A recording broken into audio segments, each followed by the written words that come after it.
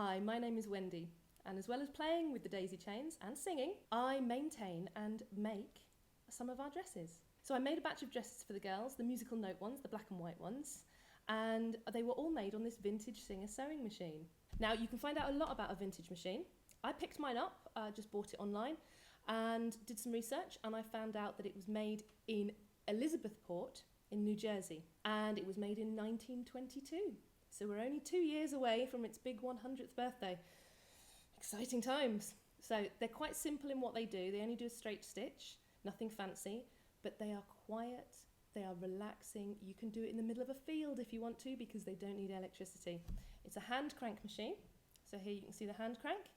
This is where the needle is. They're heavy, which means they're a bit tough to carry around, but it's worth it. I love my machine. I do have a modern machine, which does help when I've got to whiz things through, but I do love sewing on this machine. So I'm going to show you how to thread up one of these machines, and then how to stitch something very simple today. I'm going to show you how to make some vintage bunting.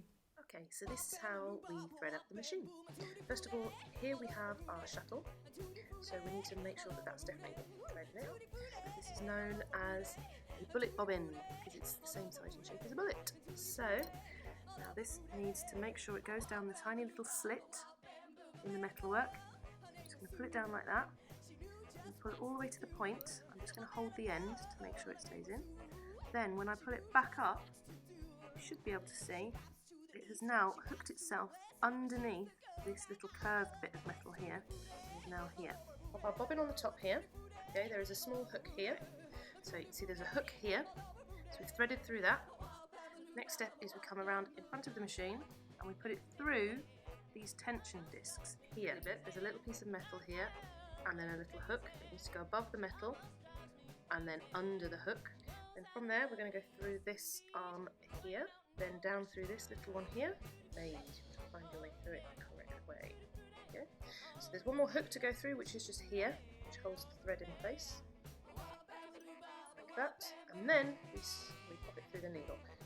We need to pull this thread through the mechanism and up out of here.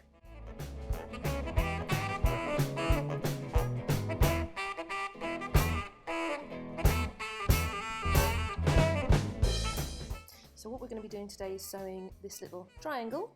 Okay, so my material, the good side, the side I would like to see the colours, it's currently sandwiched inside. Now, with these vintage machines, you can't do what is very easy on a modern machine, which is called a lock stitch, which is a backward stitch. And we're going to do a couple of stitches going in this direction. So the material will move this way and the stitches will come along down here. There we go. You see this needle went up and down a couple of times there.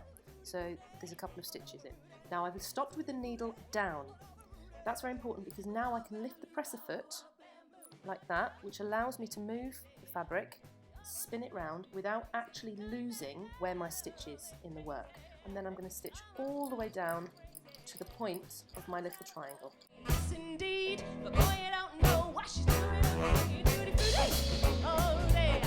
Tutti frutti, oh Rudy. Tutti frutti, oh Rudy. And again, we're going to do that lock stitch to make sure it doesn't come undone. Now, when we want to remove our work, we must finish with the needle up, and then when you lift the presser foot, you take your work from the machine. Tutti frutti, all over Rudy. Tutti frutti, all over Rudy. Wah bamboo, baba, wah bamboo. I met a girl, her name was Sue. She knew just what to do. I met a girl, her name was Sue.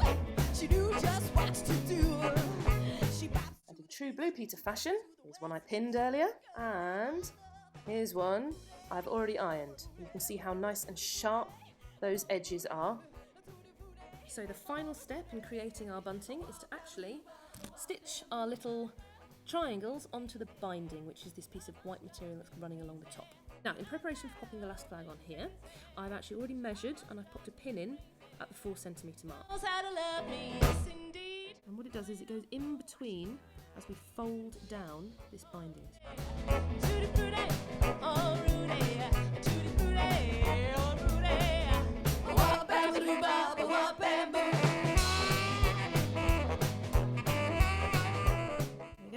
Now, when finishing any piece of work, it's very important to tidy up these little loose ends. Is our little flag. okay, that we've just added on that one at the end there, okay, and that adds on to all of the other bunting I've done, and you have vintage bunting, perfect for any birthday party, street party celebration, maybe even the celebration of a 100-year-old sewing machine. So, if you've got any questions about what I've done with my sewing machine today or how to make bunting, please do get in touch. My name is Wendy and I play with the daisy chains. You can find me on our social media, and do please get in touch. I love talking about these vintage sewing machines. They're just so beautiful, and if I can help resurrect another one, that's wonderful. So from me and my 98-year-old sewing machine, thank you very much for watching, and have fun with your bunting.